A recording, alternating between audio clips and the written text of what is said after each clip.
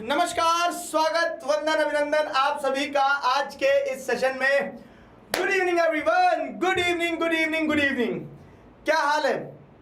Welcome welcome welcome welcome to the session. आज के session में आप सभी का स्वागत है। आज डेवलपमेंट चैप्टर की हमारी चौथी क्लास है। डेवलपमेंट को आगे बढ़ाते हैं।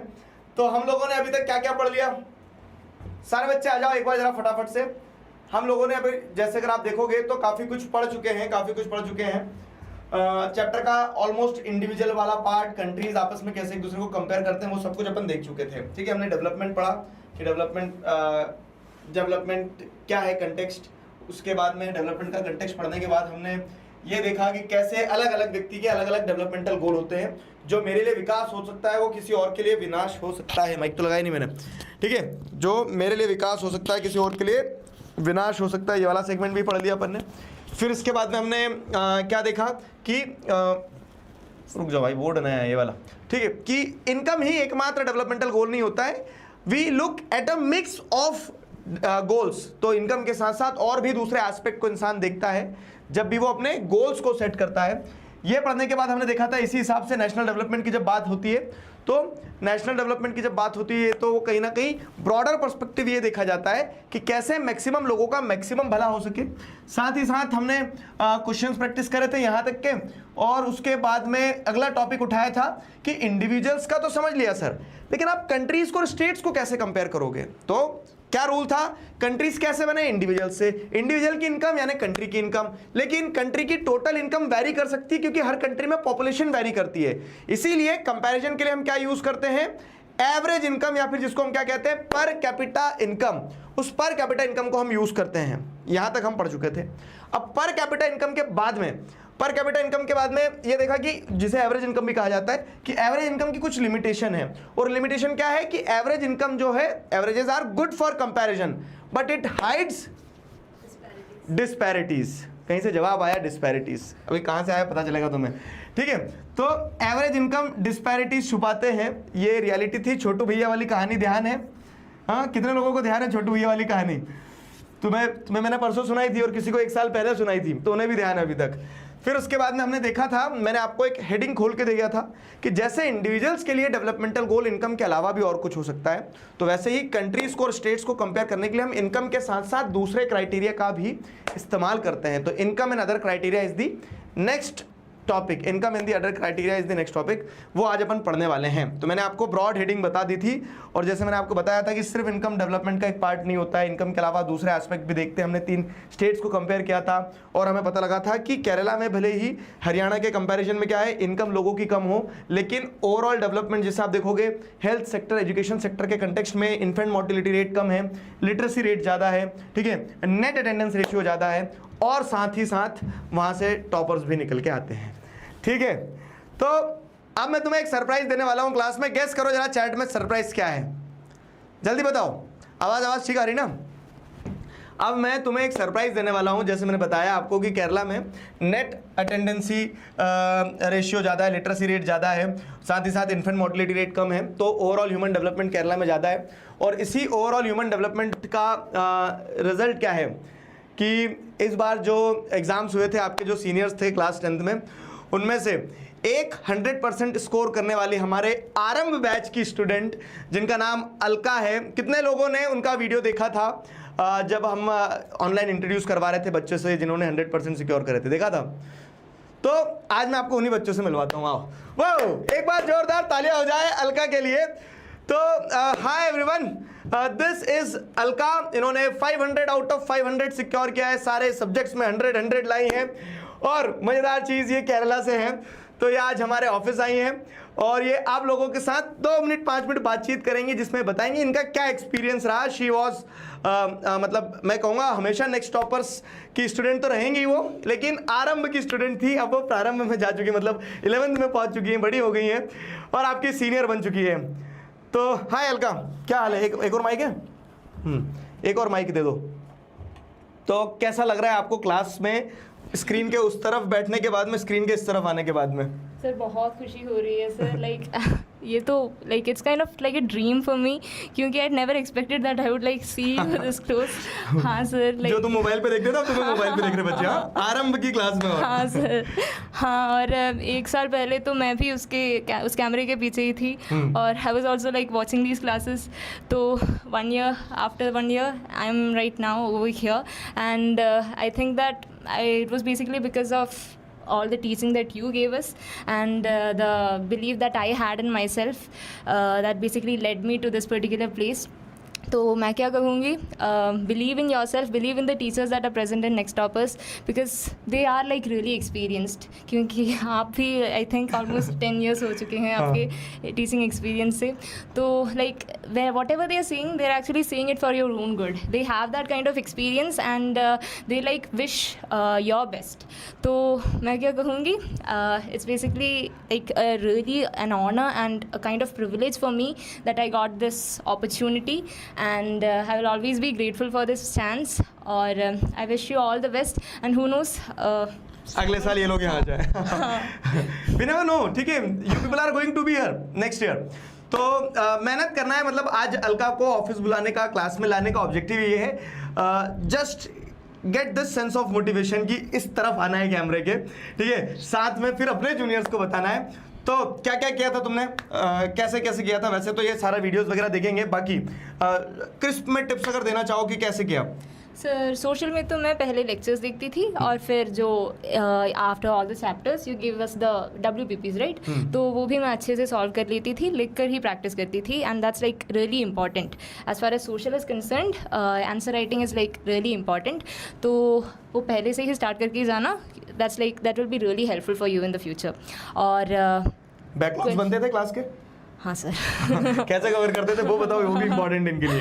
हाँ सर, पहले तो बैकलॉग्स नहीं बनते थे, like during that summer vacation live classes ही देखती जाती थी, लेकिन जब समर वेकेशंस ख़त्म हो गए और फिर व्हेन द स्कूल्स रीओपन्ड, तो ड्यूरिंग दैट टाइम बैकलॉग्स थोड़े बन गए थे, एंड जो आप कहते थे लाइक जो क्लासेस ऑलरेडी डाल चुके हैं उसको like do it after what you're like doing, जो those classes which are like happening right now, give focus to that, और Sundays वो जब Sundays के दिन बैकलॉग खत्म करते थे। हाँ, उस दिन मैं ऐसा करती थी।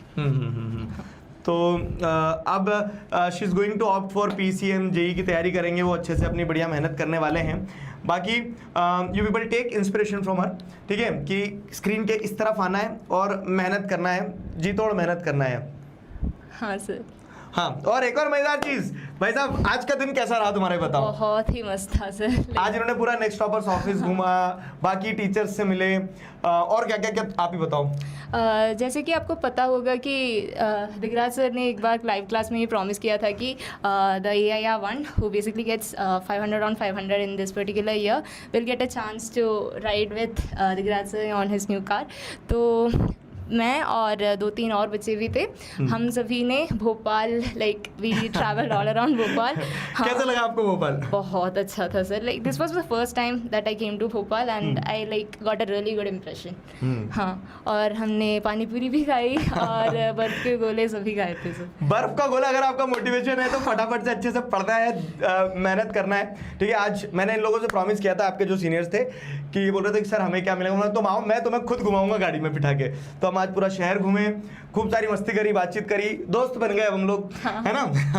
तो हमने पानी पूरी खाई, हमने गोले खाए, ठीक है। तो अगली बार आप लोगों की बारी है यहाँ पे, तो ऑल द बेस्ट, कॉन्ग्रेचुलेशंस। बहुत अच्छा लगा अलका, आप लोगों ने हमारे बच्चों को, अब जो आने वाले हैं, मतलब ये आपके जूनियर्स हो गए। मेरे लिए तो एक बैच हमेशा आता है, दूसरा जाता है, चलता रहता है, लेकिन हर बैच उतना ही प्यारा होता है। तो जितना आप लोगों को प्यारा बैच था, उतना प्यारा ये भी पढ़ेंगे और अच्छे से। Okay, so thank you so much, sir. All the best to all the juniors out there. I would like to wish you the very best and try your maximum to like be on this place. Thank you, everyone. चलो, ठीक है, okay, congratulations and all the best, bye bye. तो दोस्तों motivation मिल गया, ठीक है। Next आप लोगों को, ठीक है, हैव अ सेफ जर्नी। तो नेक्स्ट आप लोग हो तो फटाफट से अब तैयारी कर लो, कमर कस लो, पढ़ाई पूरी अच्छे से करना, आना है इस तरफ।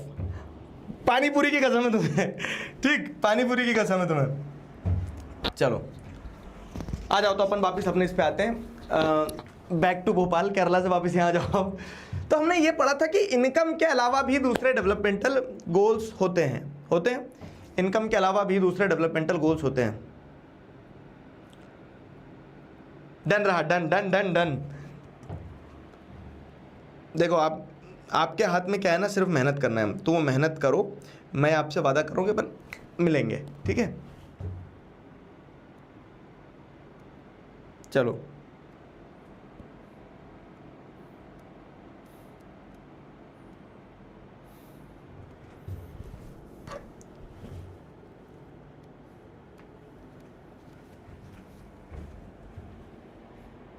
चलो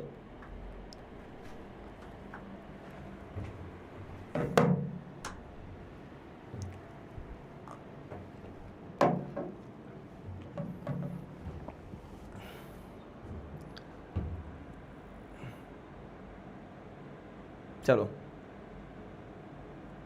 चलो चलो चलो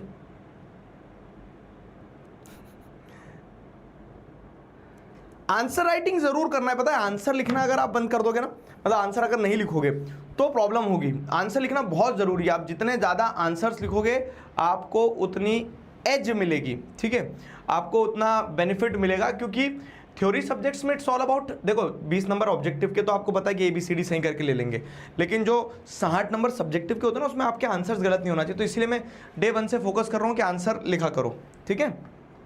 चलो पक्का तुम्हें भी घुमाऊंगा। चलो इनकम एंड अदर क्राइटेरिया। तो जैसे मैंने आपको बताया कि कल हमने एक टेबल देख लिया था कि इनकम के अलावा भी दूसरे फैक्टर्स होते हैं जो बहुत इंपॉर्टेंट रोल प्ले करते हैं, दूसरे फैक्टर्स होते हैं जो बहुत इंपॉर्टेंट रोल प्ले करते हैं, और उन फैक्टर्स को अपन समझते हैं जो कि इनकम के बियॉन्ड है। तो व्हेन वी लुक, अरे यार ऐड क्यों हो जाता है इसमें पेज,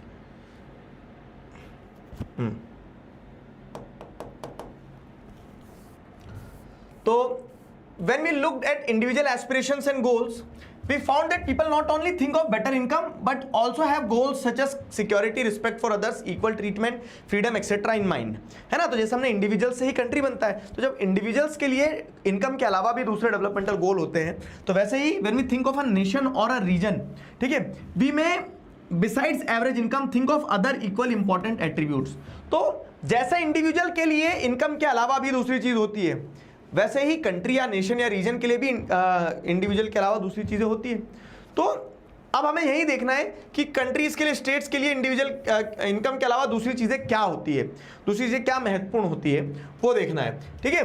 तो यहाँ पे उसी के बारे में बताया गया है, यहाँ पे उसको ही क्लियरली समझाया गया है कि इंडिविजुअल्स के लिए कैसे दूसरी इंपॉर्टेंट चीज़ें भी होती है, रीजन्स और स्टेट्स के लिए, कंट्रीज के लिए भी इनकम के अलावा कैसी दूसरी इंपॉर्टेंट चीज़ें होती है। तो इनकम के हिसाब से जो मैंने आपको टेबल पिछली क्लास में समझाया था, इनकम के हिसाब से तो हरियाणा फर्स्ट है, ठीक है, लेकिन ओवरऑल जब डेवलपमेंट देखोगे तो आपको समझ में आएगा कि हरियाणा फर्स्ट नहीं है ओवरऑल डेवलपमेंट के टर्म्स में। क्यों? क्योंकि यहाँ आपको क्लैरिटी मिलेगी।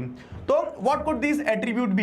Late us examine this through the example of table 1.3 gives the per capita income of Haryana, Kerala, Bihar. Numbers आपको एकदम रटना नहीं, आपसे ये नहीं पूछ लेंगे केरला में पर कैपिटा इनकम कितनी है, नंबर्स का मैसेज समझना है। तो यहाँ पे जैसे बताया टेबल 1.3 में आपको समझ में आ रहा है कि पर कैपिटा इनकम केरला में सबसे ज्यादा है, ठीक है, लेकिन लेकिन लेकिन लेकिन actually these figures are per capita net state domestic product at current price for 23-24। घबराओ मत, सिंपल है, per capita net state domestic products at current price. तो ये वही बता रहे कि ऑन एन एवरेज एक इंडिविजुअल कितना कमाता है, कहाँ पे, हरियाणा में, केरला में और बिहार में, ठीक है, एक साल में, वो बताया गया है। तो let us ignore what this complicated term exactly means. NCERT ने भी बोल दिया कि इग्नोर करो, इकोनॉमिक्स लोगे जब पढ़ना अच्छे से, ठीक है। रफली we can take it to be per capita income of the state, per capita income of the state ले लो आप इसको, है ना, वो कंसीडर कर लो। We find that of the three Haryana has the highest per capita. दिख रहा है क्लियर कट कि हरियाणा की हाईएस्ट पर कैपिटा इनकम है 3,25,759 हरियाणा, ठीक है, हरियाणा की इतनी पर कैपिटा इनकम है, ये क्लियर कट दिखाई दे रहा है। तने दिखा नहीं दिखा क्या कि ये पर कैपिटा इनकम में हरियाणा जीत रहा है, ठीक है, and Bihar is at the bottom, ठीक है। तो बिहार का पर कैपिटा इनकम 60,337 है और उससे वो बॉटम में है, ठीक। अब क्या है, बिहार किधर गया, Bihar is at the bottom, ठीक है।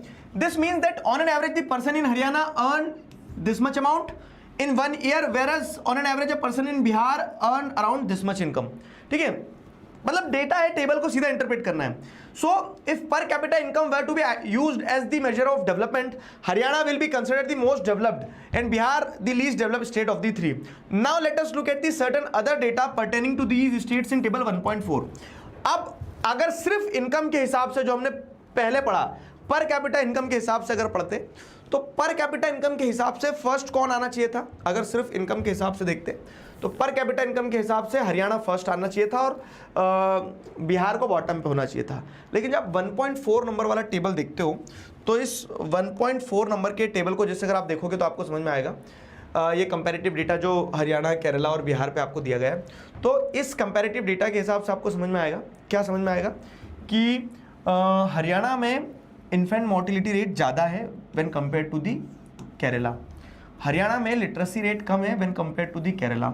हरियाणा में नेट अटेंडेंस रेशियो कम है when compare to the Kerala. Bihar में चलो हरियाणा में जैसे देखेंगे तो 28 है, बिहार में 27 है, ठीक है। बिहार में लिटरेसी रेट 62% ही, हरियाणा में 82% है। यहाँ पे लिटरेसी रेट 73% है, नेट अटेंडेंस रेशियो 69% है। तो बिहार में पैसा कम है और पैसे के साथ साथ में हेल्थ और एजुकेशन भी कम है। लेकिन केरला में भले ही हरियाणा से पैसा कम हो लेकिन यहाँ पे हेल्थ स्टेटस अच्छा है। अब यहाँ पे जो टर्म्स है ना, infant mortality rate, literacy rate, net attendance ratio, ये 1 मार्क्स में पूछी जा सकती है। तो ये क्या है? ये टर्म्स ये कहती है, इन्फेंट मोर्टिलिटी रेट का मतलब कि 1000 लाइव चिल्ड्रन, मतलब 1000 जो न्यूबॉर्न बेबीज़ है, मतलब जो जब जन्म लेते हैं तब जिंदा ही रहते हैं, मतलब कभी कभी ऐसा होता है ना कि मृत बच्चे भी पैदा होते हैं, तो उनको काउंट नहीं कर रहे हैं। तो out of the 1000 live children born, ठीक है, 1000 जो लाइव बच्चे जन्म ले रहे हैं, उनमें से कितने बच्चे जो हैं ऐसे हैं, ठीक है, out of the 1000 live children born कितने बच्चे ऐसे हैं जो सर्वाइव कर गए 1 साल तक, ठीक है। तो ये सारी definitions, this indicates the number of children that die before the age of 1 year।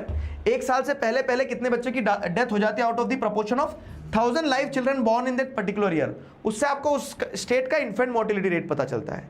मतलब 1000 लाइव चिल्ड्रन बॉर्न जो हुए हैं उनमें से कितने लोग कितने बच्चे जो हैं are dying before the completion of 1 year, उससे इन्फेंट मोर्टिलिटी रेट पता लगता है। लिटरेसी रेट क्या होता है कि in the proportion of the total population in the age group of 7 and above, कितने ऐसे हैं, ठीक है, जो पढ़ना लिखना जानते हैं। तो the percentage of population in the 7 and above age group who knows to read and write, वो लिटरेट कहलाता है। तो लिटरेसी रेशियो 82% बच्चे ही जानते हैं, 7 या 7 साल से ऊपर के हैं और जिनको पढ़ते लिखते आता हो।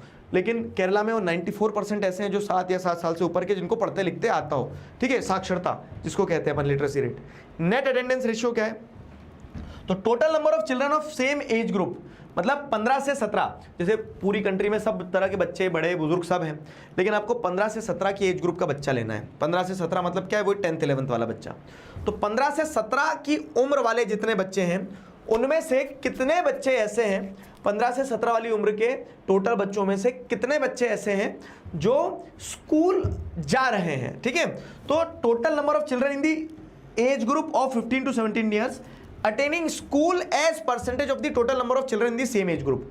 तो अगर मान लो 100 बच्चे हैं 15 से 17 साल की एज ग्रुप के और उन 100 बच्चों में से अगर 80 बच्चे स्कूल जा रहे हैं तो इसका मतलब क्या है कि नेट अटेंडेंस रेशियो, ठीक है, आउट ऑफ दी 100%, जैसे देखें सेकेंडरी स्टेज जो है, मतलब 15 से 17 मतलब 10वीं 11वीं में कितने बच्चे हैं, पूरे बच्चों में से कितने बच्चे 10वीं 11वीं पढ़ रहे हैं, तो उससे आपको नेट अटेंडेंस रेशियो पता चलेगा। तो अगेन हरियाणा का नेट अटेंडेंस रेशियो 73% है, ठीक है, और केरला का नेट अटेंडेंस रेशियो 93% है। तो ये केरला का नेट अटेंडेंस रेशियो फायदे में है ना, मतलब बेटर है, ये समझ में आया। तो अब ये पूरा डेटा पढ़ने के बाद में हमें एक चीज़ क्लियर हुई है। क्या क्लियर हुई है? कि एक चीज़ जो हमें क्लियर हुई है, ठीक है, एक चीज़ हमें क्लियर हुई है पूरा दोनों टेबल पढ़ने के बाद में, कि इनकम एंड अदर क्राइटेरिया में हम देखेंगे, इनकम एंड अदर क्राइटेरिया में अगर जैसे हम देखेंगे तो income is not the only criteria for understanding development, ठीक है। तो इसको अपन अगर कंक्लूड करें, यहाँ पे ये वाला पूरा पार्ट जो अपना, इसको कंक्लूड करें तो हम क्या कहेंगे कि income is not the only criteria, income सिर्फ एकमात्र क्राइटेरिया नहीं है, ठीक है। Income is not the only criteria, जैसे अगर हम इसको यहाँ पे कंक्लूड करें तो income is not the only criteria, income is not the only मतलब कि सिर्फ एक पर कैपिटा इनकम से आप कंट्रीज को कंपेयर करते हो, लेकिन इनकम के अलावा भी दूसरी चीजें होती है जो हमें यहां देखने को मिल रही है। ठीक है, income is not the only parameters या फिर क्राइटेरिया, पैरामीटर, ठीक है, और क्राइटेरिया, चलो क्राइटेरिया लिख लो, फॉर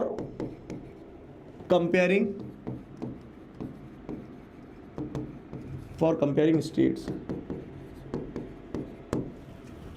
इनकम सिर्फ एकमात्र क्राइटेरिया नहीं है स्टेट्स को कंपेयर करने के लिए। इस चैप्टर की WPP आएगी ना बाबू, जब चैप्टर कंप्लीट होगा तभी तो तुम टेस्ट दे पाओगे। तो मैंने अच्छे अच्छे टेस्ट बनाए हैं, वो सारे टेस्ट आपको अटेम्प्ट करना है। और इनकम सिर्फ एकमात्र क्राइटेरिया नहीं है, समझ में आया? Income is not the only criteria. Net attendance ratio दोबारा बता दो। नेट अटेंडेंस रेशियो का मतलब यह है कि मान लो जैसे आपकी ये पूरी कंट्री है, अब इस पूरी कंट्री में दादाजी, बड़े बुजुर्ग, बच्चे, पापा मम्मी सब हैं। आपको सिर्फ क्या करना है, आपको देखना है कि 15 से 17 साल के कितने बच्चे हैं। तो 15 से 17 साल के मान लो आपकी कंट्री में आपको मिले 1000 बच्चे, तो ये 1000 बच्चों को आप 100% मान लो। ठीक है, ये 100% हो गया। 15 से 17 साल की एज ग्रुप के बच्चे टोटल आपकी कंट्री में 1000 है। अब आप ये देखोगे कि अगर 1000 में से 900 बच्चे स्कूल जा रहे हैं और 100 बच्चे नहीं जा रहे हैं, तो आप क्या बोलोगे कि आपकी स्कूल में नेट अटेंडेंस रेशियो 900 इन दी 100% के टर्म्स में देखेंगे 1000 के कंपैरिजन में, तो आपको पता लगेगा कि 90%। तो 1000 में से 90% बच्चे ही स्कूल जा रहे हैं इन the age group of 15 to 17। ठीक है, तो सेकेंडरी स्टेज पे out of the total proportion of the population in the age group of 15 to 17, 15 से 17 की जो टोटल प्रोपोर्शन ऑफ पॉपुलेशन है उसमें से कितना परसेंट है जो स्कूल जा रहा है, वो आपको नेट अटेंडेंस रेशियो देता है। ठीक है, that will give you the net attendance ratio. समझ गए? ये नेट अटेंडेंस रेशियो कहलाता है। क्लियर है? इस चीज को हम क्या कहते हैं? नेट अटेंडेंस रेशियो कहते हैं। फाइन, बताओ क्लियर? चलो भाई आ जाओ, ये 2 पेज बीच में क्यों ऐड हो गए? तो अब ये जो अपन ने टेबल समझ लिया ना, उस टेबल को अब यहाँ पे पढ़ा के बता दिया है, बस तो पढ़ देते हैं इसको। टेबल जो है अपन ने जो अभी समझा है उसी टेबल को यहाँ पे समझाया गया है। तो what does this table show? जो भी अपन ने पढ़ा 1.4, मैंने आपको पिछली क्लास में भी एक पॉइंट लिखवाया था, याद हो तो, कि एक क्वेश्चन टेबल पे पक्का है, एक क्वेश्चन टेबल पे आता ही आता है। तो अब जैसे अगर यहां देखें तो what does this table show, ये टेबल आपको क्या दर्शाता है? तो इस टेबल से आपको क्या समझ में आया? The first column of the table shows that Kerala out of 1000 children born 6 die before completing 1 year of age, but in Haryana the proportion of children dying within 1 year of birth is 28। तो हरियाणा में ज्यादा बच्चों की मृत्यु हो रही है क्योंकि वहां इन्फेंट मोर्टिलिटी रेट 28 है और केरला में 6 है।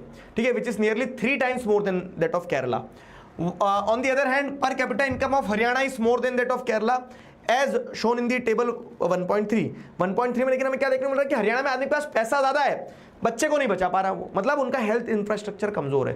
क्या करोगे इस पैसे का जब आप अपने बच्चों को नहीं बचा पा रहे हो, है ना? तो वो ओवरऑल डेवलपमेंट के टर्म्स में क्या है कि क्या करोगे, क्या कीजिएगा इस पैसे का, ऐसा। ठीक है, table 1.3 just think of how dear you are to your parents, think of how everyone is so happy when a child is born, now try to think of parent whose children die before they even celebrate their first birthday, how painful it must be to these parents। अगर वो करोड़पति parent भी है लेकिन अगर उनके राज्य में ऐसी व्यवस्थाएं नहीं है कि बच्चा अगर बीमार हो रहा ठीक नहीं हो पाएगा, मतलब आउट ऑफ 1000 अगर 28 बच्चों की डेथ हो रही है, तो वो पैसा किस काम का? समझा रहे हो? तो इसीलिए जब डेवलपमेंट को आप देखोगे तो सिर्फ इनकम के टर्म्स में कंपेयर नहीं कर सकते हो डेवलपमेंट को। ठीक है, next, note the year to which this data pertains, this was during 2018 या 2023 होना चाहिए। ठीक है, एनसीईआरटी में करेक्शन कर देते, लाओ एनसीईआरटी सुधार दूं 23-24 का डेटा है ना ये, तो ये इस समय का डेटा है। मतलब we are not talking of old times, ये 70 साल से ज़्यादा हो गए हमें इंडिपेंडेंस के।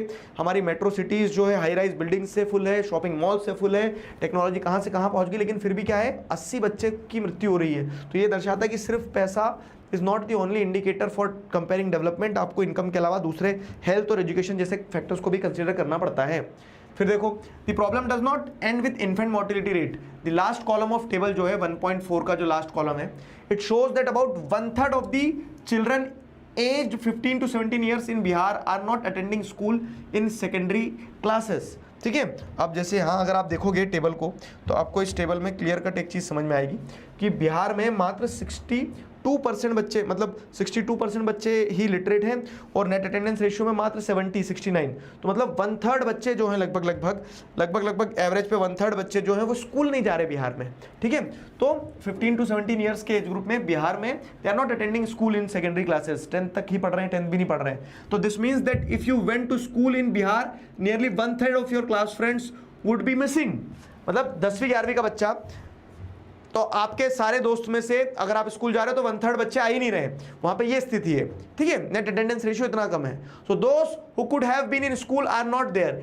If this had happened to you, you would not be able to read what you are reading now. और अगर मान लो उन 1/3 बच्चों में तुम ही होते, नेट अटेंडेंस रेशियो कम है ना, तो आज जो पढ़ रहे हो क्लास में वो पढ़ नहीं रहे होते तुम।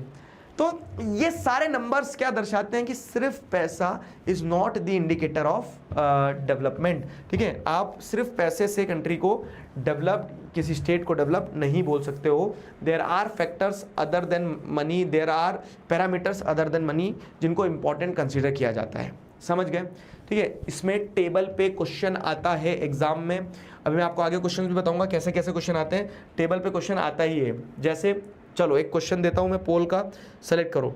मतलब यहाँ टेबल नहीं दिया लेकिन इस तरह से क्वेश्चन आते हैं। लिटरेसी रेट हमने पढ़ा, measure the proportion of literate population in the dash years and the above age group. ठीक है, ये कितने नंबर का क्वेश्चन है? ये है आपका क्वेश्चन, मतलब 1 नंबर का क्वेश्चन है, 2024 में पूछा गया था। पोल दूं? पोल आएगा बाबू? ये मोबाइल से हो जाता। एक पोल आया होगा, देखो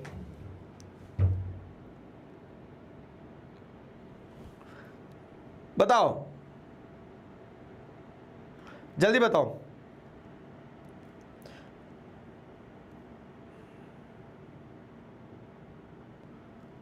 पोल आएगा, पोल।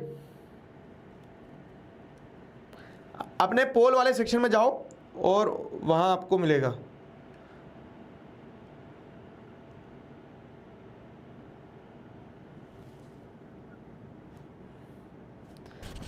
लिटरेसी रेट जो है तो आप किस एज ग्रुप में पता करते हैं? डीपीपी नहीं कर पा रहा हूं, स्कूल वर्क बहुत है। मैनेज करो बाबू, it's all about time management. आप जितना अच्छे से टाइम मैनेज करोगे उतना इजी रहेगा। पोल आ गया, देखो एक बार चेक करो, मेरा दिख रहा है पोल, यहां चल रहा है, देखो।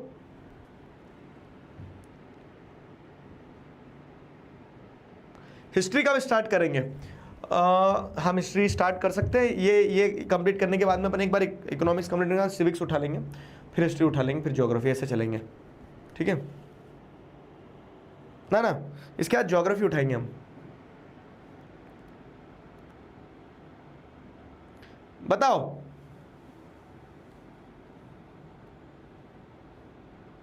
पोल आया, रिजल्ट आ गया पोल का। 56.58% बच्चों ने बी सेलेक्ट किया है।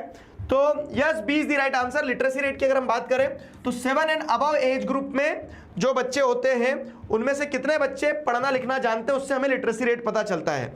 ठीक है, बढ़िया। अगला क्वेश्चन जो मैं आपसे कह रहा था ना कि टेबल से पक्का क्वेश्चन आता है, तो देखो ये 2026 में लेटेस्ट आया है, लेकिन 2025 देख लो, 24 देख लो, 23 देख लो, हर साल टेबल से क्वेश्चन आते हैं। तो ये सर टेबल लगा दिया एक।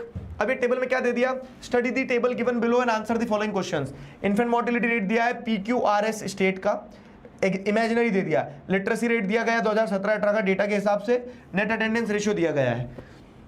Identify the state whose infant mortality rate is almost 3 times that of state Q। State Q का इन्फेंट मोर्टिलिटी रेट है 7। आपको ऐसा स्टेट पता करना है जिस स्टेट का इन्फेंट मोर्टिलिटी रेट ऑलमोस्ट 3 गुना है। ऑलमोस्ट 3 गुना, 7 का 3 गुना क्या होता है? मतलब समझ रहे हो ना कैसे क्वेश्चन आते हैं? Q स्टेट का 3 गुना, ऑलमोस्ट 3 गुना बोला है, 3 टाइम्स, 7, 14, 21। क्या लगाओगे? S 3 गुना बोला ना, S लगाना। ये 20 ऑलमोस्ट लिखा है यहां पे, देखो ऑलमोस्ट लिखा है, एग्जैक्ट नहीं पूछा आपसे। तो ऐसे आपको डेटा समझना होगा, समझे? इसका राइट आंसर हो जाएगा एस। तो टेबल वाले क्वेश्चन में नंबर कटना नहीं चाहिए। जैसे एक और ये आया क्वेश्चन, तो ये 2023 का क्वेश्चन है, जब डेटा पुराना था। तो अब आप जैसे देखोगे यहाँ पे क्या है, how much is the net absence. हाँ ये क्वेश्चन अच्छा, इसका बोल देता हूं मैं। आपने तो नेट अटेंडेंस पढ़ा है सर, हमें एब्सेंस कैसे पता चलेगा? Net absence of Haryana, net absence of Haryana, ठीक है। पोल दे दिया मैंने, पोल में सेलेक्ट करो, फिर इसका एक्सप्लेनेशन देता हूं। पोल दे दिया मैंने, पोल में सेलेक्ट करो, फिर इसका एक्सप्लेनेशन देता हूं, ठीक है। गॉट दी पोल, जरा एक बार चेक करो पोल सेक्शन में जाके। अबे क्या हो गया, पोल क्यों नहीं जा रहा है?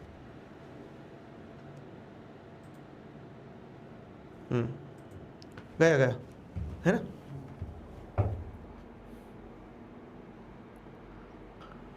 समझ में आया ना टेबल का कैसे चलना है? अब आपको बताना है विच ऑफ द फॉलोइंग, मतलब डेटा को देख के बताना। Net absence ratio, attendance ratio मतलब जितने बच्चे जा रहे हैं। अब जितने छुट्टी पे हैं उनको क्या कहेंगे? छुट्टी पे, या फिर जितने नहीं पढ़ रहे हैं उनको नेट एब्सेंस कहेंगे। बताओ, धीरे ही तो पढ़ा ना बाबू। चैट में इंस्टा आईडी मांग रहे हैं, दे दो इनको जो जो इंस्टा आईडी मांग रहे हैं एक दूसरे की।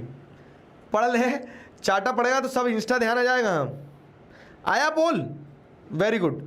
रिजल्ट आया 62% बच्चों ने सही आंसर दिया है। देखो सिंपल है यार, थोड़ी इतनी गणित तो आना चाहिए कि 61% बच्चे अगर जा रहे हैं स्कूल तो 39% बच्चे नहीं जा रहे हैं। तो जो नहीं जा रहे हैं उन्हीं को हम एब्सेंस रेशियो कहेंगे। नेट एब्सेंस रेशियो क्या है? Net absence ratio is the right answer. 39% बच्चे, ए 39% बच्चे is the right answer. Clear हुआ? बैकलॉग्स अभी से बनाना मत।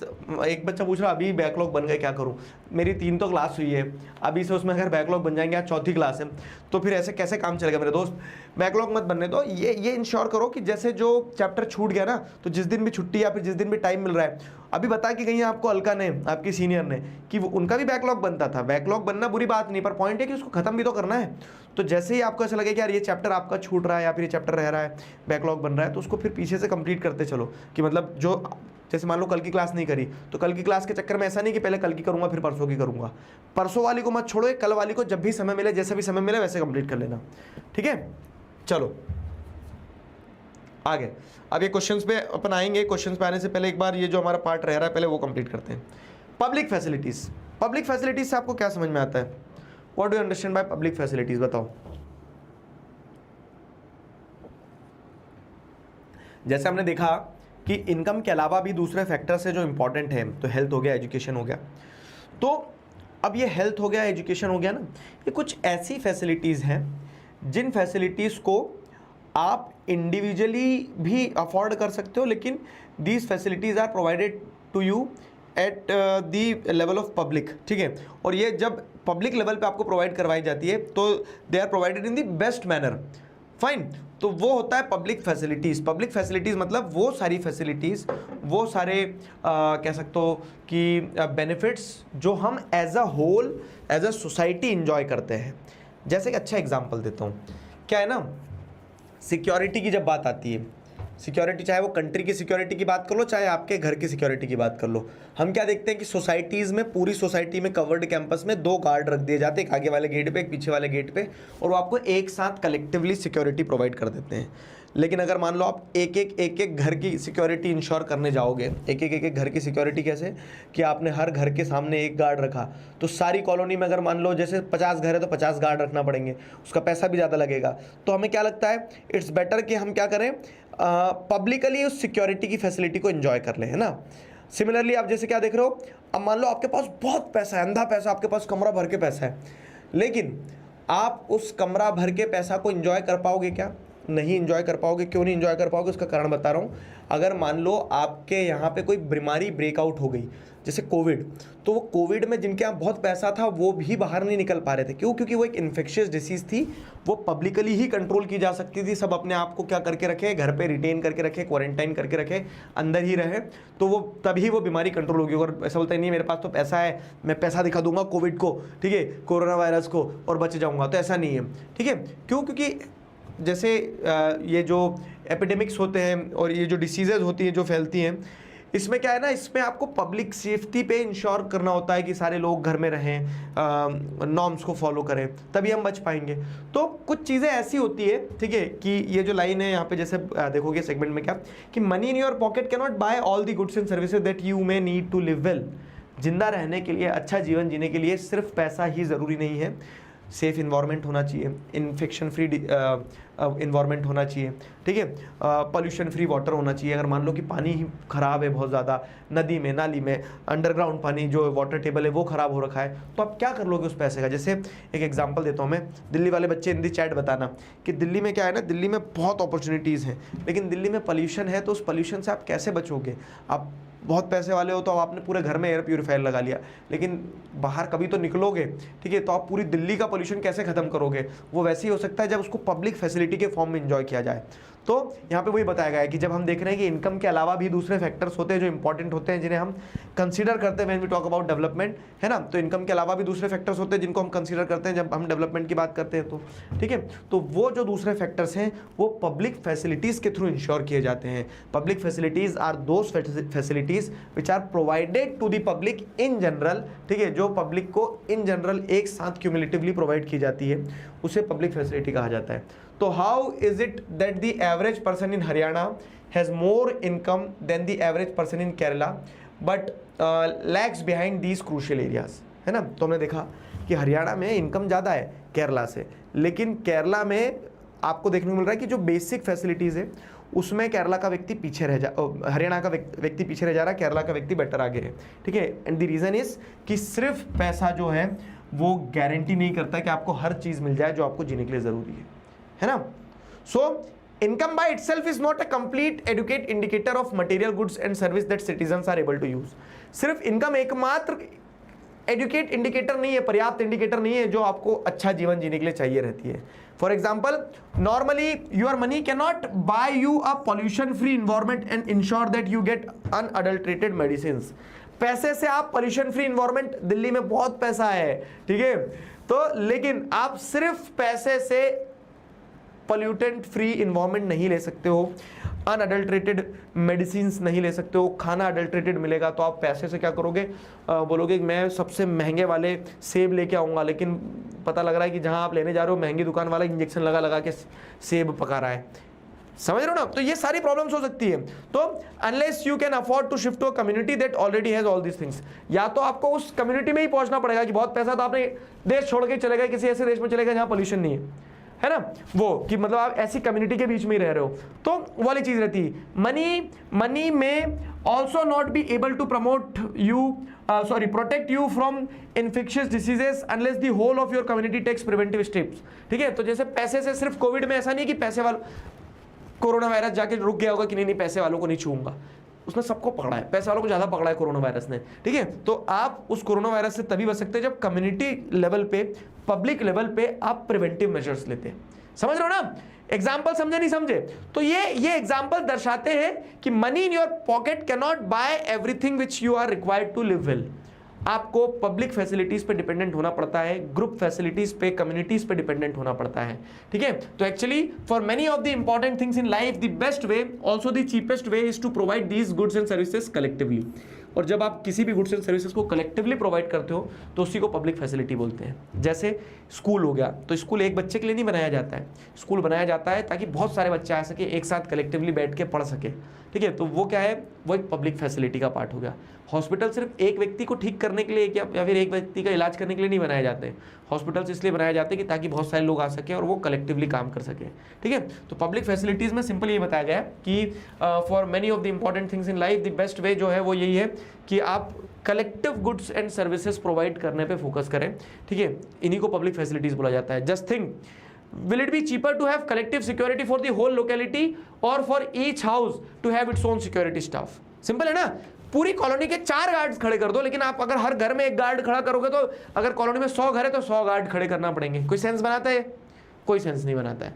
तो वैसी वाली कहानी है, ठीक है। What if no one other than you in your village और locality is interested in studying? अगर आपके अलावा आपके गांव में कोई और पढ़ना नहीं चाहता तो क्या आपके लिए अकेले स्कूल चलेगी? नहीं, स्कूल तभी चलेगी जब एक कम्युनिटी एक साथ पढ़ने जाएगी, है ना। तो वही है, वही वाली चीजें बताई गई है। Would you be able to study? Not unless your parents could afford you to send to some other private school, या फिर आपके सारे गांव के क्षेत्र के बच्चे पढ़ना चाह रहे हो तो एक कॉमन स्कूल खोल दिया जाए। तो so you are actually able to study because many other children also want to study and because many people believe that the government should open schools and provide other facilities so that all children have a chance to study. पहले ऐसा होता था, आप आपके papa mummy से पूछना कि आप में से बहुत सारे बच्चों के पेरेंट्स जो हैं उन्होंने अगर पढ़ने का सोचा है ना तो उन्हें उनका गांव छोड़ के जाना पड़ा होगा क्योंकि गांव में स्कूल नहीं था, या फिर उनके क्षेत्र से कहीं बाहर जाना पड़ा होगा क्योंकि वहाँ स्कूल नहीं था। क्यों?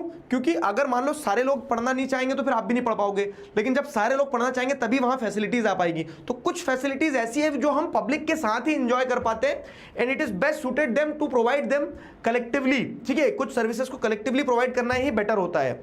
तो even now in many areas children particularly girls are not able to go to high school because the government society has not provided adequate facilities.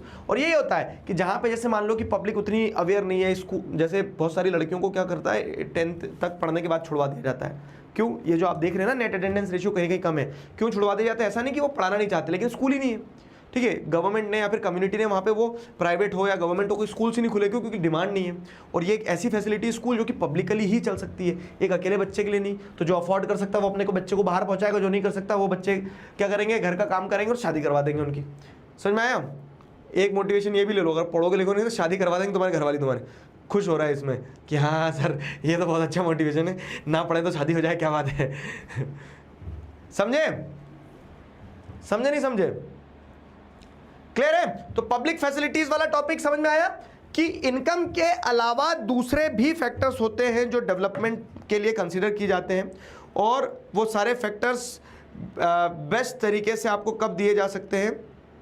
जब आप उनको पब्लिक फैसिलिटीज के फॉर्म में देते हो। क्लियर हुआ?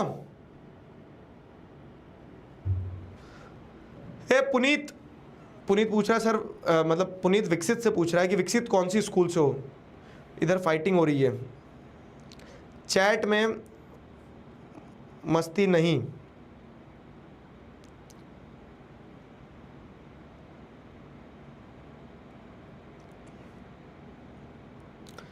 यार ये क्या सिस्टम है, चैट अलग अलग क्यों चल रही है? चैट मुझे सबकी दिख रही है। चनप्रीत सिंह, आपस में नहीं लड़ो। ये 2-4 बच्चे इनको पकड़ के ना, एक तेजवीर है और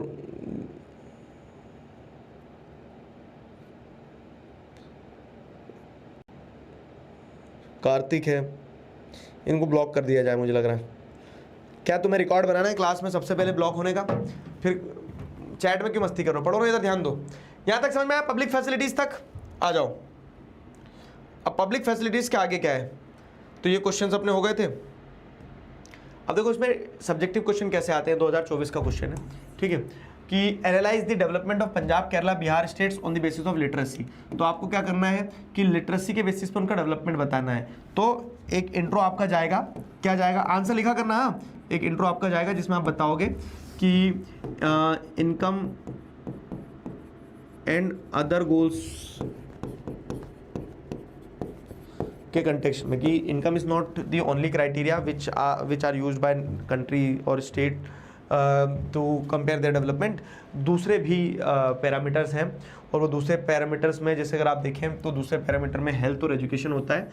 अब स्पेसिफिकली 3 नंबर का क्वेश्चन है, तो स्पेसिफिकली अगर इस चैप्टर की बात, मतलब इस टॉपिक की बात की जाए तो जैसे लिटरेसी एक इंपॉर्टेंट क्राइटेरिया होता है। लिटरेसी की डेफिनेशन, ठीक है,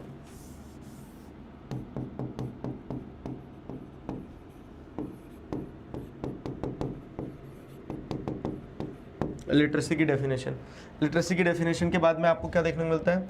लिटरेसी की डेफिनेशन आपने दे दी कि लिटरेसी क्या होता है, तो आपको समझ में आएगा कि the proportion of population in the 7 and above age group who are able to read and write, वो लिटरेट कहलाता है। अब वो लिटरेसी की डेफिनेशन देने के बाद में आपको डेवलपमेंट एनालाइज करना है पंजाब, केरला और बिहार के कंटेक्स्ट में, तो आपको पता लगेगा। देखो अब क्या है ना, 2024 में वो टेबल में हरियाणा की जगह पंजाब का नाम लिखा होता, तभी हरियाणा हो गया। तो ऐसे पुराने ईयर्स में क्वेश्चंस में आपको ये अगर डेटा चेंज दिखेगा तो उसमें कंफ्यूज मत होना, ठीक है। तो आप इसमें आप क्या लिखोगे कि पंजाब, केरला, हरियाणा का जब हम लिटरेसी के लेवल पे डेवलपमेंट देखते हैं तो दो पंजाब इज हैविंग हायर, अब यहाँ पे एनालिसिस लिखेंगे अपना पूरा, ठीक है।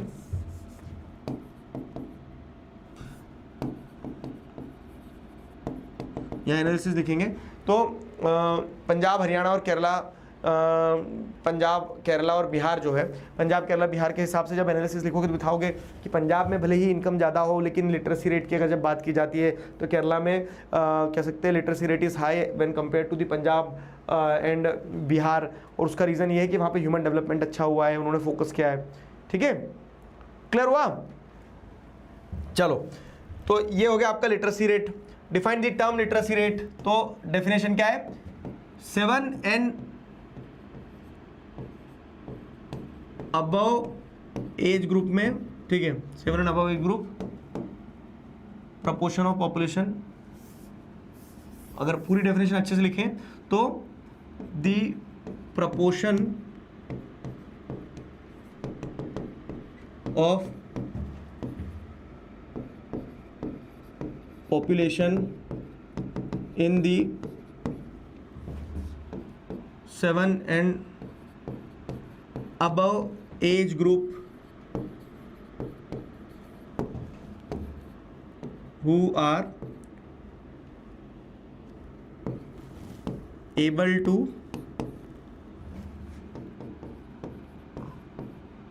read and write are known as literate, ठीक है। तो लिटरेसी रेट क्या है? Literacy rate is the parameter which measures the proportion of population in the 7 and above age group who are able to read and write, ठीक है। ये हो गया। आगे अगर ये इसी पैरामीटर को अपन और पढ़ें, क्या है पैरामीटर अपना? पब्लिक फैसिलिटीज वाला। तो केरला में जैसे हमने देखा कि इन्फेंट मोर्टिलिटी रेट कम है, हमने देखा हरियाणा में इन्फेंट मोर्टिलिटी रेट ज़्यादा है, तो ऐसा केरला ने क्या कर दिया? तो जैसे अगर हम देखें तो केरला ने ऐसे क्या कर दिया, तो Kerala has low infant mortality rate because it has adequate provision, ठीक है, of basic health and educational facilities. अगर वहाँ पे कम बच्चों की मृत्यु हो रही है तो ऐसा नहीं कि वहाँ बच्चा पहलवान पैदा हो रहा है, वहाँ पे हेल्थ और एजुकेशन फैसिलिटीज़ अच्छी है। जब हेल्थ फैसिलिटीज़ अच्छी होगी तो आप क्या करोगे, आप वहाँ ट्रेंड नर्सेज होंगी, वहाँ हेल्थ फैसिलिटीज़ अच्छी होगी तो अगर कोई बीमारी या फिर कोई कॉम्प्लिकेशंस हो भी रहा है डिलीवरी के टाइम तो बच्चे को बचा लिया जाएगा। समझ में आ रहा है? एजुकेशनल फैसिलिटीज़ से जो जच्चा और बच्चा है दोनों मतलब जो मदर्स हैं तो ऑब्वियस है कि वो लिटरेट होंगी, एजुकेटेड होंगी, तो दे विल नो बेटर कि कैसे बच्चे का ध्यान रखना है, मतलब प्रेगनेंसी के टाइम पे किन चीज़ों का ध्यान रखना है क्या नहीं। सिमिलरली इन सम स्टेट्स, जैसे अगर आप देखें कुछ स्टेट्स में क्या है, पब्लिक डिस्ट्रीब्यूशन सिस्टम बहुत अच्छा काम करता है। कितने बच्चों को ध्यान है क्लास 9 का पब्लिक डिस्ट्रीब्यूशन सिस्टम? क्लास 9 में पढ़ के आए हो। पब्लिक डिस्ट्रीब्यूशन सिस्टम का मतलब ये है कि जो राशन शॉप्स होती है तो वहाँ से खाना बांटा जाता है कम कीमत पे ताकि गरीब व्यक्ति भी खरीद पाए। तो अब मान लो कि कहीं ये पब्लिक फैसिलिटी का पार्ट है क्योंकि पब्लिक को खाना मिल रहा है ना, तो ऑब्वियस है कि जब खाना अच्छा मिलेगा तो वहाँ पे हेल्थ अच्छी रहेगी लोगों की। तो कहीं कहीं पे अगर आप देखेंगे कुछ स्टेट्स में पब्लिक डिस्ट्रीब्यूशन सिस्टम अच्छा है जिस कारण से वहाँ पे हेल्थ और न्यूट्रिशनल स्टेटस जो है बहुत अच्छा होता है लोगों का, ठीक है। और अब जब हेल्थ और न्यूट्रिशनल स्टेटस अच्छा रहेगा तो ऑब्वियस है कि जब वो लोग माँ बनेंगे, मतलब जब वो महिलाएं माँ बनेंगी तो वो हेल्दी रहेंगी क्योंकि उनको खाना मिल रहा है। बहुत सी जगह अगर बच्चे की मृत्यु हुई तो उसका कारण ये भी रहता है कि जो बच्चे की माँ है उसको प्रॉपर न्यूट्रिशनल नीड्स उसकी पूरी नहीं हो रही है। तो एक सर्कल, एक पूरा सिस्टम है जिसमें आपको समझ में आएगा कि कैसे पब्लिक फैसिलिटीज़ एक बहुत महत्वपूर्ण भूमिका निभाती है, ठीक है। Public facilities plays a very important role, वो वाला एस्पेक्ट यहाँ पे समझाया गया है, ठीक है। क्लियर हुआ? क्या डाउट है इस पे? क्वेश्चन कैसे आएंगे तो मैंने बताया आपको, टेबल वाला क्वेश्चन जो था वो इनकम एंड अदर ग्रुप से आएंगे।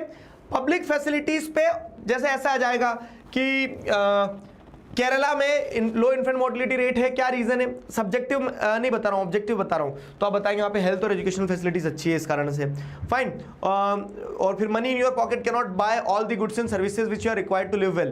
तो उसमें आपको बताना है कि कुछ चीज़ें, नॉर्मली एक जो क्वेश्चन बनता है वो ये वाला ज़्यादा बनता है, money in your pocket can not buy all the goods and services, यहाँ से स्टेटमेंट से, ठीक है। Money in your pocket can not buy all the goods and services that you may need to live well. तो उसमें आपको ये लिखना है कि money is important for materialistic thing, लेकिन उसके अलावा आपको क्या देखने को मिलता है कि दूसरे एस्पेक्ट्स जो हैं वो भी इंपॉर्टेंट होते हैं जिन्हें आप कंसिडर करते हो फॉर दी क्या बोल सकते हैं ना, वेलबींग ऑफ पीपल। और वो दूसरे एस्पेक्ट्स क्या है, वो ये हैं कि पब्लिक फैसिलिटीज़ अच्छी हो, जिससे अच्छा हेल्थ, अच्छा एजुकेशन और साथ ही साथ अच्छा इन्वायरमेंट, ये सब कुछ मिले जो कि इंपॉर्टेंट है फॉर दी सर्वाइवल।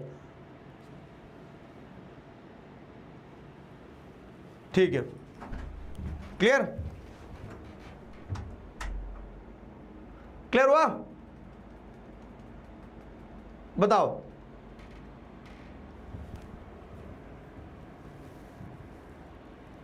क्लियर है?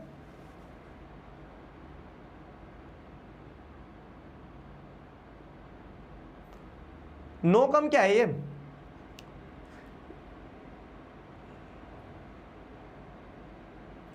अरे पिट जाएगा, पढ़ ले। इन्फेंट मतलब नन्ना मुन्ना बच्चा, इन्फेंट उसको कहा जाता है। तुम इन्फेंट थोड़ी ना हो, अब तो तुम बड़े हो गए हो ना, अडल्ट।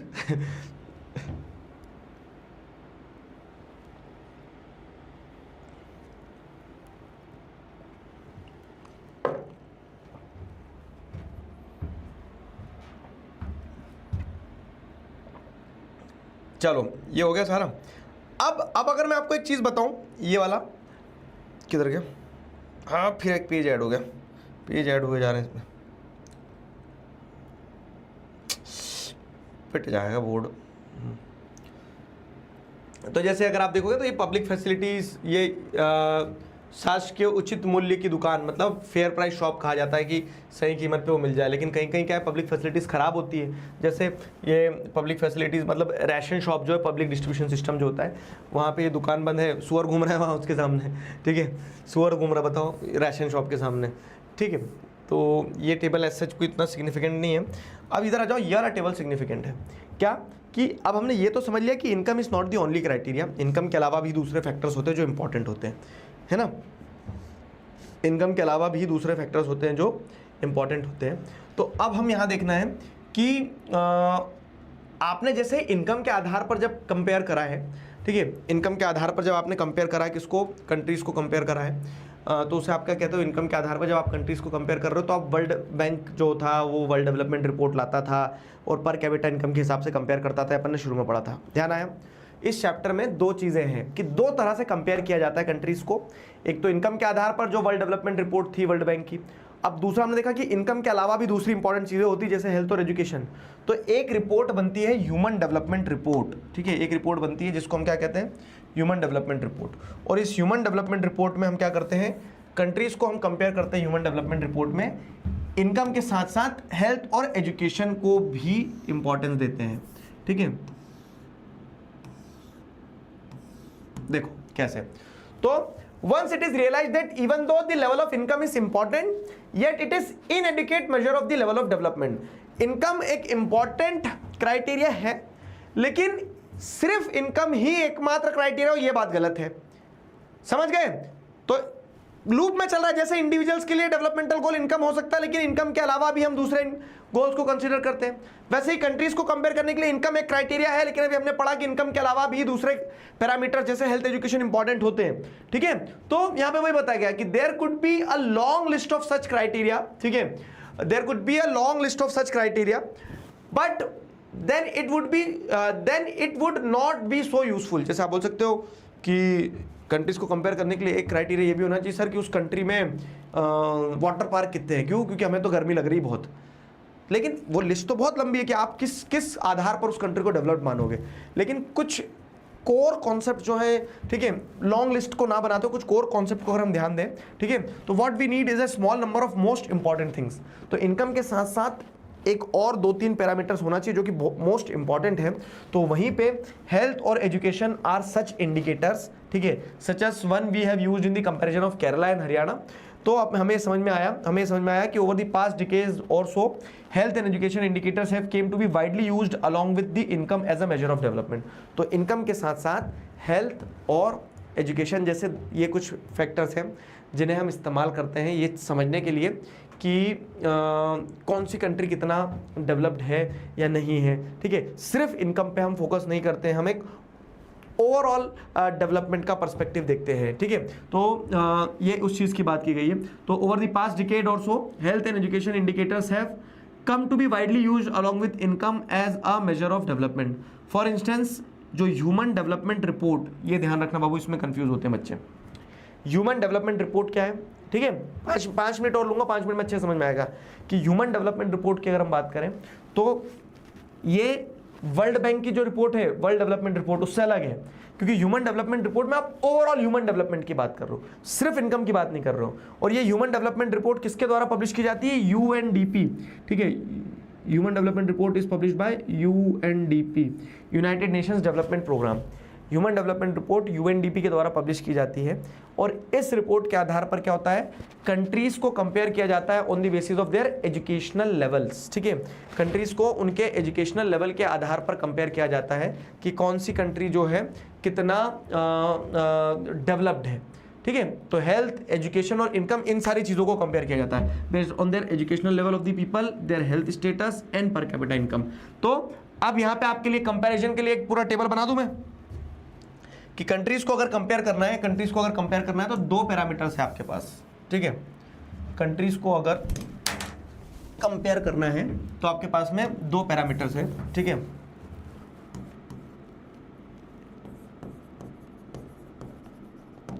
कंपैरिजन के, अच्छे से ध्यान रखना, इसमें कंफ्यूज होते हैं। कंपैरिजन के 2 पैरामीटर्स हैं, पहला है इनकम और दूसरा जो पैरामीटर है उसमें income, health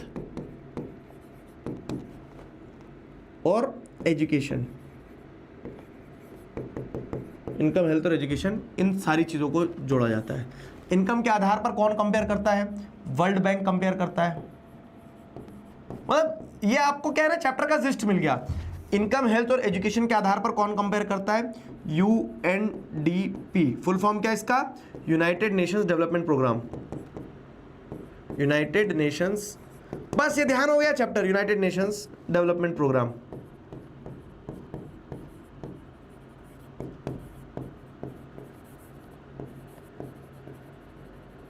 United Nations Development Programme, ठीक है। यूएनडीपी कंपेयर करता है इन सारे पैरामीटर्स के आधार पर। अब अगर हम इसकी बात करें, यूनाइटेड नेशंस डेवलपमेंट प्रोग्राम, ठीक है, तो कंपैरिजन में इनकम और इनकम के साथ साथ में जब इनकम, हेल्थ और एजुकेशन से कंपैरिजन करोगे तो यूएनडीपी कंपेयर करता है। अब इनकम के बेसिस पे जब वर्ल्ड बैंक कंपेयर करता है तो वो एक रिपोर्ट निकालता है, उस रिपोर्ट का नाम क्या है, उस रिपोर्ट का नाम है world development report. World development report निकालता है ये। और वहीं पे अगर आप जैसे देखोगे तो जो इनकम, हेल्थ और एजुकेशन के आधार पर जो रिपोर्ट निकलती है उस रिपोर्ट का नाम क्या है, ह्यूमन डेवलपमेंट रिपोर्ट, ठीक है, human development report. Simple, clear है सारे बच्चे, बताओ। मतलब पूरे चैप्टर का जिस्ट ये है कि एक कंपैरिजन का पैरामीटर है इनकम, जो कि वर्ल्ड बैंक कंपेयर करता है वर्ल्ड डेवलपमेंट रिपोर्ट में। एक पैरामीटर का और तरीका, जैसे हमें पता लगा कि income is not the only attribute, तो उसमें इनकम, हेल्थ, एजुकेशन सबको कंसीडर किया जाता है और ये रिपोर्ट निकालता है यूएनडीपी, ठीक है, ह्यूमन डेवलपमेंट रिपोर्ट इसका नाम है। Clear, sorted. बताओ, जल्दी बता दो। यहाँ पे वही बताया गया और ये पूरा वो डेटा दिया गया है, देखो ये पूरा डेटा यहाँ पे दिया गया है कि it would be interesting to look at certain relevant data regarding India and its neighbours from human development report. अब ये ह्यूमन डेवलपमेंट रिपोर्ट है, ठीक है, जो यूनाइटेड नेशंस डेवलपमेंट प्रोग्राम ने निकाली थी, 2025 का ह्यूमन डेवलपमेंट रिपोर्ट है। इस रिपोर्ट के हिसाब से देखोगे तो अलग अलग कंट्रीज को कंपेयर किया गया है। देखो क्या है कंट्रीज कि श्रीलंका, इंडिया, म्यांमार, पाकिस्तान, नेपाल, बांग्लादेश आजू बाजू के देश हैं। तो यहाँ पे ग्रॉस नेशनल इनकम जो है, मतलब इसको आप क्या कह लो, पर कैपिटा इनकम कह सकते हो। पर कैपिटा इनकम 2021 के हिसाब से क्या है, डॉलर्स में $9,047 इंडिया की है, श्रीलंका की 12,616 है, म्यांमार की 4,919 है, पाकिस्तान की पर कैपिटा इनकम 5,501 है, ठीक है, बांग्लादेश की 8,498 है। लेकिन अब लाइफ एक्सपेक्टेंसी एट बर्थ अगर हम देखें, लाइफ एक्सपेक्टेंसी एट बर्थ मतलब क्या है कि जन्म के समय हम कितना एक्सपेक्ट कर सकते हैं कि एक इंसान, ये जो प्रोडक्ट पैदा हुआ है ये कितना चलेगा, इसकी एक्सपायरी डेट कब तक की है। तो जैसे श्रीलंका में 77 ईयर्स की एवरेज लाइफ एक्सपेक्टेंसी है, मतलब ऑन एन एवरेज 77 ईयर्स जीता है व्यक्ति, ठीक है। इंडिया में 72 है। अब देखो आप कि इंडिया में भले ही पैसा बांग्लादेश से ज़्यादा हो, लेकिन बांग्लादेश में लाइफ एक्सपेक्टेंसी इंडिया से ज़्यादा है, 74.7 ईयर्स की लाइफ एक्सपेक्टेंसी है। तो ये क्या दर्शा रहा है कि सिर्फ income is not the only criteria, और इसीलिए आप जब रैंकिंग देखोगे ना तो इंडिया की रैंकिंग भी 130 है और बांग्लादेश की रैंकिंग भी 130 है। भले ही इंडिया में पैसा ज़्यादा हो, लेकिन हेल्थ में Bangladesh is performing better. Mean year of schooling of people age 25 and above, 25 साल से ऊपर के जो लोग हैं उनमें से कितने लोग स्कूल गए हैं, एवरेज मतलब 25 साल से ऊपर के लोगों को अगर देखें तो 25 साल में कितने साल स्कूल गए हैं। श्रीलंका में 10 साल स्कूल गए हैं, ठीक है, इंडिया में 6.9 ईयर्स गए, बांग्लादेश में जैसे अगर आप देखोगे 6.8 है, म्यांमार में 6.4 है। तो म्यांमार में जैसे आप देखो भले ही पैसा बहुत कम हो इंडिया से, लेकिन स्कूलिंग बराबर है, ठीक है, रैंक भले ही म्यांमार की 150 है। तो यहाँ पे वो देखने को मिल रहा है आपको, क्या कंट्रास्ट देखने को मिल रहा है कि श्रीलंका में जो रिपोर्ट बनी ना, ह्यूमन डेवलपमेंट रिपोर्ट, उस ह्यूमन डेवलपमेंट रिपोर्ट में रैंकिंग अगर निकाली जाए, HDI रैंक मतलब क्या है, ह्यूमन डेवलपमेंट इंडेक्स की रैंक, रिपोर्ट मतलब आपका रिपोर्ट कार्ड, और आपके स्कूल में जब रैंकिंग बनती है तो सारे सबके अपने अपने रिपोर्ट कार्ड बनते हैं, जो टॉप करता है वो टॉप पे आता है, तो उस रैंकिंग में वो फर्स्ट है ना। तो वैसे ही क्या है कि ह्यूमन डेवलपमेंट इंडेक्स जो है ना, HDI, ये क्या है, ये वो इंडेक्स जो दर्शाती है कि कौन सी कंट्री किस रैंक पे आई है। तो सारी कंट्रीज में से श्रीलंका 89 नंबर की रैंक पे, इंडिया 130 नंबर पे है, बांग्लादेश भी 138 नंबर पे है, ठीक है। डिस्पाइट द फैक्ट कि इंडिया में पैसा ज़्यादा है, लेकिन हेल्थ वाले स्टेटस पे, एजुकेशन वाले स्टेटस पे बांग्लादेश इंडिया के बराबर और कहीं कहीं बेटर परफॉर्म कर रहा है, इसलिए रैंकिंग दोनों की बराबर है, ठीक है। ये जो टर्म्स है ना, जैसे लाइफ एक्सपेक्टेंसी एट बर्थ, तो इसका मतलब क्या है, the name suggest average expected length of life, कि एवरेज एक व्यक्ति कितना जीवन जिएगा, तो उससे आपको क्या पता लग रहा है, लाइफ एक्सपेक्टेंसी पता लग रहा है। ये टर्म्स ध्यान रखना, ये टर्म्स शॉर्ट क्वेश्चंस में पूछी जा सकती है, ठीक है। और टेबल पे क्वेश्चन पक्का है, मैं अगर स्टार लगा दूं इसमें 3-4 तो ये पक्का है। क्या समझ नहीं आया बाबू, एक बच्चा लिख रहा है इसमें समझ नहीं आया, क्या समझ नहीं आया बताओ मुझे, एक बार ये लिख दो ना कि क्या समझ नहीं आया, बताओ। छुट्टी बस कर रहे हैं, ये लास्ट टॉपिक था, क्लियर है? Is that clear? बताइए।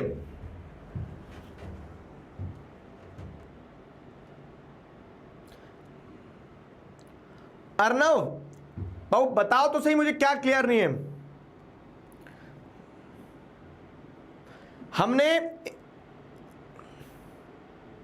HDI और ह्यूमन रिपोर्ट प्लीज बता दो। ओके बाबू, एक रिपोर्ट कार्ड बनता है अपना, वो ह्यूमन डेवलपमेंट रिपोर्ट हो गया कि सबका अपना अपना रिपोर्ट कार्ड है, तो हर कंट्री का अपना अपना रिपोर्ट कार्ड बना, लेकिन उन रिपोर्ट कार्ड्स के हिसाब से एक रैंकिंग बनती है ना। तो ह्यूमन डेवलपमेंट इंडेक्स मतलब वही है कि आप उस डेवलपमेंट के इंडेक्स में, उस रैंकिंग में कहाँ हो।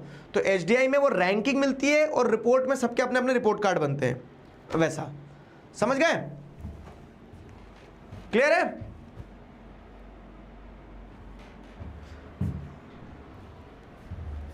आपको इसमें GNI में कंफ्यूज नहीं होना है। GNI को आप ऐसे कंसीडर कर लो, GNI इज जस्ट क्या कह लो, पर कैपिटा इनकम वाला कॉन्सेप्ट है।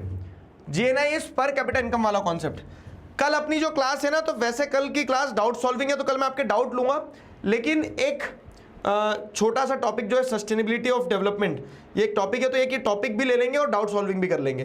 पहले ये टॉपिक पढ़ेंगे अपन और फिर डाउट सॉल्विंग करेंगे, ठीक है? पहले ये टॉपिक पढ़ेंगे फिर डाउट सॉल्विंग करेंगे कल।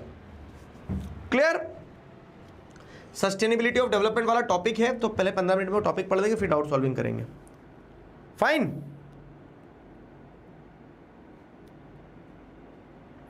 बताओ।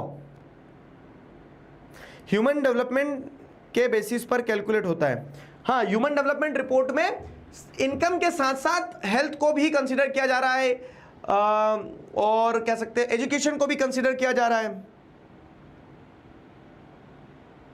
ठीक है,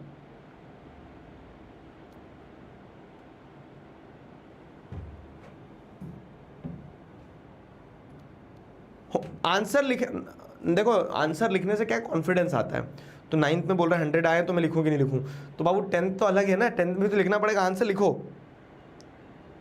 पर capita income is the total income of country. अगर मान लो कंट्री की टोटल इनकम 100 रुपये है, ठीक है, और पर कैपिटा इनकम मतलब क्या है कि कंट्री की टोटल इनकम मान लो अगर 100 रुपये है और 100 रुपये को कमाने वाले 10 लोग हैं, तो आपको पता चल जाएगा ऑन एन एवरेज हर व्यक्ति कितना कमा रहा है, 10 रुपये कमा रहा है। ठीक है, हर व्यक्ति 10 रुपये कमा रहा है, तो total income divided by the total population से आपको पर कैपिटा इनकम मिलता है। क्लियर हुआ? ठीक है, और जो भी डाउट है अपन कल अपनी डाउट सॉल्विंग क्लास है, तो इसमें डाउट सॉल्विंग क्लास में अपन क्लियर कर लेंगे। डन? यस और नो? बीएमआई और सस्टेनेबिलिटी ऑफ डेवलपमेंट 2 टॉपिक अपने रह रहे हैं, तो कल वो टॉपिक कंप्लीट करके फिर अपन डाउट्स पे कूदेंगे। ठीक है, चलो तब तक अपना ध्यान रखो, मुस्कुराते